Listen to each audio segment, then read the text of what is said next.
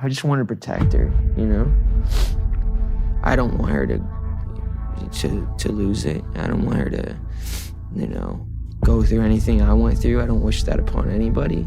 Manhattan Federal Court hums with electric tension on May 22nd, 2025. Reporters jostle for seats, jurors stare ahead, and Sean Diddy Combs drums anxious fingers on the defense table, unaware that two black SUVs outside have just delivered a witness who could level his empire. Rumors ripple through marble halls. Justin Bieber, child prodigy turned reluctant truth bearer, will speak under seal. Courtroom sketch artists sharpen pencils, feeling history flex in the air. Inside, prosecutors shuffle folders stuffed with leaked texts, midnight video, and a 2009 clip that now looks less like a joke and more like confession. Where we hanging out and what we doing, we can't really disclose. Court officers silence buzzing phones, but one vibration in Diddy's pocket cracks his cool. He reads Bieber's cryptic Instagram line, "The tapes are real," and the grin slides off his face. The judge enters, the gallery rises, air freezes as every lens aches for the next 30 seconds. Is Bieber here to unleash a secret archive of power plays, or will he buckle under the pressure that once nearly destroyed him? Diddy whispers to counsel. A marshal slips through a side door, scanning for Star. Down the corridor, a recorder light blinks red, and hurried footsteps pound like a slow ticking countdown. Outside, protesters chant for industry reforms. I am absolutely going to testify. I won't even say his name. He is an evil being, and it's going to pay. Signs bobbing like buoys in a sea of flashing press lights. Before today ends, a pop icon may spark the most explosive testimony the music world has heard, and what he says could drag its darkest corners into blinding daylight. To see how we got here, rewind to 2009, when a swaggering mogul dangled the universe before a teen singer and, hidden in the glitter, snapped on the first invisible chain to him. In the sticky heat of a July 2009 night, 15-year-old Justin Bieber stepped into Daddy's house, Diddy's Manhattan studio fortress, still clutching the cheap nylon guitar that had ferried him from Canadian street corners to YouTube's front page, unaware he was about to sign far more than autograph stock. Justin Bieber, he dropped the song. It went over our heads. Which it's actually video? about P. Diddy this whole time. Which video? The song Lonely came out and said stuff about how when he was younger, he was being taken advantage of, which is true. The problem was being a victim of the diddler. What happens? Because he has so much dirt on you, if you go out into the public, he may have videos, he may have embarrassing things. Sean Diddy Combs, wreathed in cigar haze and ego, hugged him like a long-lost sibling, boomed that the kid was solid gold with a little dust, and summoned a flurry of producers who nodded on cue. Within hours, Bieber tasted his first sip of top-shelf vodka, passed to him in an etched tumbler by the mogul himself, while a laptop screen displayed the viral contracts, worldwide promo tours, brand deals, wardrobe overhauls. The numbers looked like cheat codes in a game he'd only just learned existed. At 2 a.m., Diddy dragged him onto a rooftop club where strobes tattooed the skyline. A-listers cheered the new mascot as paparazzi captured a grin wider than Times Square. Cameras caught the infamous joke. Diddy, arms slung around Bieber's shoulders, laughing. "I got custody of this kid for 48 hours, y'all." You know, I have been given custody of him. You know, he signed to Usher. I'm signed to Usher. I had legal guardianship of Usher when you know he did his first album. I did Usher's first album. I don't have legal guardianship of him, but for the next 48 hours, he's with me. So a quip that later investigators would freeze frame like an omen. Back then, it sounded like a blessing. Now it echoes like the moment innocence sold at wholesale. From the VIP balcony, Justin gazed across a sea of adult decadence and mistook danger for destiny. Lawyers shoved contracts under his pen. He signed, dazzled by zeros, oblivious to clauses granting his mentor creative veto, image control, and touring authority far beyond guidance. Each signature shrank his latitude of choice. By dawn, Diddy had mapped a 2-year itinerary of studios, after parties, and red carpets, a schedule no sophomore could spell, let alone survive. Justin walked out breathless, convinced a fairy godfather had opened every door at once. In truth, he'd just stepped onto a gilded treadmill set to sprint. Yeah, living in this shame, living in all this sort of stuff of my past, and I wasn't able to move on. It was hard for me being that young and being in the industry and not knowing where to turn, and everyone, you know, telling me they love me and, you know, just just turn their back on you in a second. The glitter felt like freedom, but tiny gears of influence were already tightening around his future, and the first tremor of imbalance was rumbling beneath the base. Up next, the sparkle turns suffocating as mentorship morphs into silent captivity. The next 3 years spun by like a kaleidoscope on hyperdrive as Diddy fine-tuned his diamond. He choreographed Justin's every breath. Stylists swapped hoodies for designer leather. Publicists rehearsed flirty sound bites. And a shadow PR squad crushed any headline that hinted the teen was overwhelmed. Studio calendars were relentless. Atlanta on Monday, Stockholm by Wednesday, Tokyo the following dawn, yet the true grind lay in the velvet-roped nights. From Miami penthouses to canned yachts, Justin became the trophy cub audiences fawned over, raised champagne to, and photographed as a proof they'd attended the hottest room on earth. Justin Bieber, breaking his silence on the ordeal after months of speculation over their one-time relationship. His rep telling ET, although Justin is not among Sean Combs' victims, there are individuals who were genuinely harmed by him. Each appearance tightened Diddy's leverage. Grateful sponsors flooded in, and Bieber's team, dizzy from sudden wealth, rubber-stamped more control clauses just to keep the carousel spinning. Insiders later told Vanity Fair that Diddy kept a private group chat named Project JB, where handlers swapped hourly updates, what he wore, who he hugged when he slept. The infamous custody for 48 hours quip resurfaced online in 2012, but fans shrugged it off as just another meme. Only Justin felt the jolt, sensing a joke that never truly ended. Attempts to speak up were smothered in charm. Relax, kid, you're living the dream. Talk of the video comes after footage of Diddy and Justin also resurfaced on social media recently. Not anyone could just be in the position that I'm in.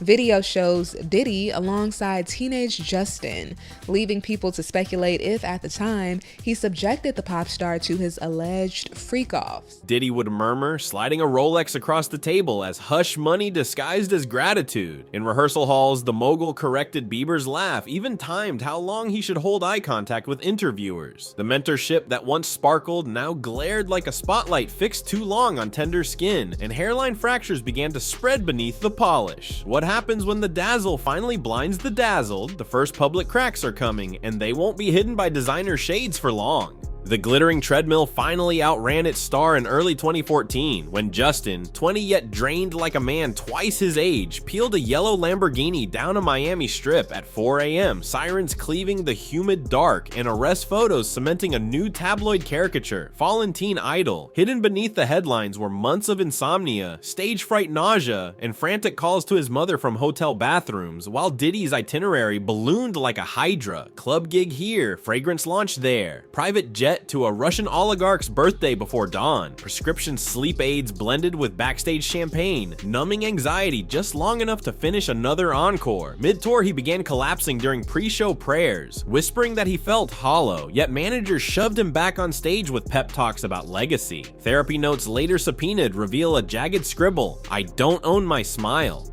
That sentence became a detonator. He buzz-cut the swooping hair, scrapped the tour, and fled to a rented cabin outside Stratford, Ontario, where snow muffled the world and silence felt like defiance. There he wrote songs no label heard, jogged icy roads, and, most crucial, replayed Diddy's 2009 custody clip until the joke curdled into menace. Epiphany struck. The mentorship he'd worshipped had mutated into covert captivity, and freedom demanded more than a hiatus. It required confronting the puppet master himself. Hardened but newly self-aware, Justin resurfaced vowing a reset, unaware that another captive, Cassie Ventura, was already scripting the chapter that would force him to break his silence forever. This is incredibly disturbing footage, so I do want to warn our viewers, as you did.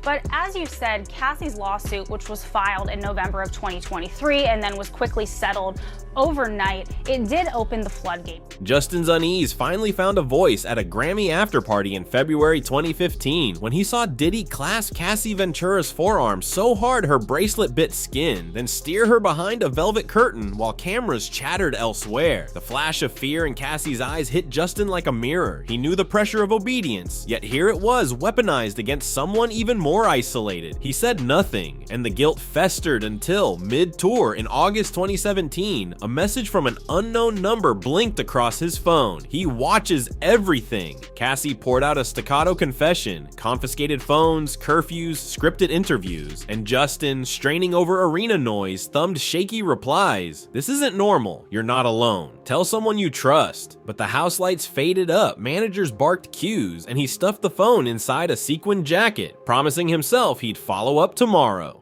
Cassie, fearing retaliation, quietly forwarded screenshots to a lawyer, insurance for a future reckoning neither of them could yet name. Confirmation arrived in June 2018, when hotel surveillance captured Diddy whispering into Cassie's ear, her shoulders wilting as he guided her into a private elevator. The clip, later Trial Exhibit 47, would paint in cold pixels the control Justin had only sensed. Watching that footage in a dark tour bus, he felt the cold weight of complicity settle on his chest. By staying silent, he had allowed the chain to tighten. From that night, a metronome of conscience began ticking louder with every encore, counting down to the day he would have to choose between comfort and truth, a day coming faster than he dared imagine. In late 2023, the glittering facade finally cracked when Cassie Ventura's lawsuit painted Diddy as the engine of a covert coercion ring. The lightning-fast $20 million settlement muffled headlines but blared across federal radar, already tracing his charter flights, encrypted group chats, and maze of shell companies. Drika, how would you describe Cassie's demeanor when she took the stand today? When she walked in there, Rachel, she had on a brown dress, form-fitting, visibly pregnant, head held high, and did not make any eye contact with the defendant, with Sean Combs. At 5 a.m. on March 26, 2024, Homeland Security agents and black windbreakers flooded his Los Angeles and Miami estates, bagging hard drives, surveillance servers, and a leather ledger ominously labeled special guests. Music executives who once toasted him over Cristal hit the mute button, worried their own NDAs might surface next. By July, the Justice Department convened a multi-state grand jury, and subpoenas flew like confetti at an awards show. Directors, dancers, even a private jet stewardess who swore she saw teenage artists hustled into after-studio naps. Streaming giants quietly reviewed Diddy's catalog, brands froze endorsement deals, and anxious managers scrolled furious group threads titled, "Who's Next?" Meanwhile, whistleblowers leaked flight logs to Rolling Stone, revealing midnight hops between Turks and Caicos and a Caribbean villa wired with wall-mounted cameras. Fear turned to frenzy on September 18, 2024, when a sealed indictment dropped, adding interstate trafficking and witness tampering to the rap sheet. Rival moguls canceled yacht parties, claiming family time, but insiders whispered they were shredding paperwork. 10 days before trial, prosecutors dropped a surprise. A Porsche explosion in 2012 allegedly meant to scare rapper Kid Cudi. He agreed to testify, and on May 22, 2025, his icy recount jolted the courtroom. Every brand, blog, and barbershop sensed a Harvey Weinstein-level reckoning, yet the loudest question still lingered. Would Justin Bieber break his silence and turn the tremor into a full-scale industry quake? The answer arrived with a single Instagram post that detonated louder than any subpoena. At 8:12 a.m. on May 16, 2025, Justin Bieber's 270 million strong Instagram feed flickered black and white, a decade-old photo of him beside Cassie Ventura, her half smile now heavy with hindsight, and a caption that dropped like a meteorite. "Cassie, I saw, I remember, I'm sorry I stayed quiet." In 52 measured words, he sketched the grip he'd witnessed on her wrist, the interviews Diddy hijacked, the text thread labeled "He watches everything," and then one sentence that froze thumbs worldwide: "If the court needs me, I'm ready to talk." Combs allegedly planned and controlled the performances, which he called freak-offs, and he often electronically recorded them. The freak-offs sometimes lasted days at a time. Within minutes, TMZ pushed an alert, Rolling Stone streamed a live panel, and #JustinSpeaks rocketed to 11 million tweets, forcing morning show hosts to scrap playlists for legal analysts. Diddy's camp fired back with a terse press release, fabricated memories, fame chasing, yet shareholders at his vodka line pulled ads before noon, and 2 global retailers yanked Combs-branded hoodies by supper. Reddit sleuths resurfaced the 2009 custody for 48 hours clip, dissecting frame by frame the moment Diddy's hand clamps Bieber's shoulder. TikTok true crime creators stitched Cassie's lawsuit into a viral timeline viewed 40 million times in a day. Paparazzi stationed outside Justin's Beverly Hills gate caught marshals in dark suits delivering a sealed envelope, likely a federal witness summons, and lawyers whispered he'd negotiated a limited immunity deal to hand over unseen tour diaries and encrypted voice memos. Fans flooded comment sections with prayer hands and disbelief, while industry insiders quietly purged old emails, counting the skeletons that could tumble next. Yet even as the internet roared, the real shockwave waited 5 mornings later, when Bieber, flanked by 2 plainclothes agents and clutching a leather notebook, stepped through the side entrance of Manhattan's federal courthouse, turning every head inside and lighting the fuse for a meltdown the jury would never forget. May 23, 2025, 9:01 a.m., the Manhattan courtroom hummed with nervous whispers, then froze as Justin Bieber slipped through a side door flanked by marshals, gripping the leather notebook rumored to hold flight logs and late-night voice memos. Every flashbulb paused. The air felt thin. Diddy spotted him, glanced at the crumpled Instagram printout on counsel table, and the mask cracked. He lurched upright, chair clanging over marble, and roared that the proceeding was a rigged circus. The judge's gavel thundered, yet Combs kept raging, jabbing at Cassie, at prosecutors, at Bieber, spitting that they would all pay for the lies. I hear about my party, they're gonna be shutting them down, they're gonna probably be arresting me, doing all types of crazy things just because we wanna have a good time. During the Zane Lowe interview, Justin breaks down in tears. A glass exploded beneath his fist. Jurors gasped, marshals hovered over tasers, and for one electric heartbeat, no one breathed. Bieber held his ground, jaw locked, silently watching the empire that once owned him unravel in real time. The judge cleared the jury and warned that one more outburst meant immediate contempt, but the damage was already viral. A freelancer's shorthand notes leaked during recess, and #Diddy Meltdown hit 5 million tweets before lunch, dragging Combs Enterprises' stock down 8%. Reporters outside compared the scene to Weinstein's collapse, while inside, prosecutors reshuffled their witness order, sensing Combs had gift-wrapped visible guilt. Lawyers in back rows whispered that Bieber's sealed statement allegedly contains names even bigger than the man now trembling behind counsel. The walls of secrecy were crumbling, and everyone sensed the next witness could topple the entire tower. The moment Diddy's fury struck wood and glass, the impact rippled far beyond Manhattan. Within hours, his vodka distributor froze shipments, a sneaker collab vanished from flagship sites, and streaming giants slid his playlists off curated banners, while a scrolling banner on financial news declared cultural liability alert. Former backup dancers DM'd Cassie's lawyer, vowing to trade NDAs for protection.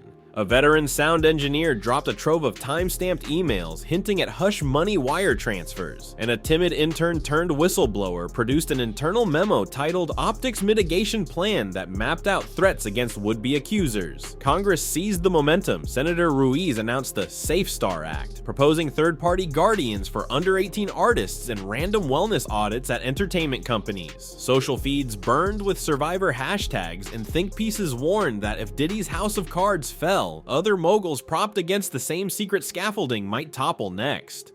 Meanwhile, Justin, escorted out a side door to a roar of press flashes, felt relief laced with dread. He'd lit the fuse, but the blast zone kept expanding. Anonymous sources told Variety the Justice Department had opened parallel probes into 2 additional labels. Hedge funds quietly offloaded entertainment stocks. Festival bookers redlined a dozen legacy headliners whose backstage habits once drew shrugs, now drawing subpoenas. Justin Bieber is standing with the alleged victims of Sean Diddy Combs, but says he is not a victim himself, in a new statement from his spokesperson. By week's end, the court scheduled Bieber's full testimony. Cassie's GoFundMe for industry abuse victims surged past $8 million, and late-night hosts eulogized the era of untouchable hitmakers. Yet beneath the headlines, one question coiled. If silence built a billion-dollar kingdom, what thunder will rise when every captive voice finally decides to speak? The gavel that will one day fall on Sean Combs may ring first through a mahogany courtroom, but its echo will thunder across every label office, tour bus, and backlit dressing room where unchecked power once hid behind platinum plaques. Because this saga was never only about a mogul who mistook fear for loyalty or a prodigy who learned too late what consent costs. It's about an industry that cheered the spectacle, monetized the meltdown, and stamped business as usual on spirits frayed to the edge. Rewind the story's spine, and the same motifs repeat. A teenager dazzled by zeros, a mentor selling once in a lifetime, handlers rewriting memories into marketing copy, and bystanders choosing comfort over confrontation until the silence itself grew carnivorous. Cassie's whispered texts, Kid Cudi's bombed Porsche, those seized ledgers titled special guests. Each fragment proves the rot thrives in hush notes, not headlines.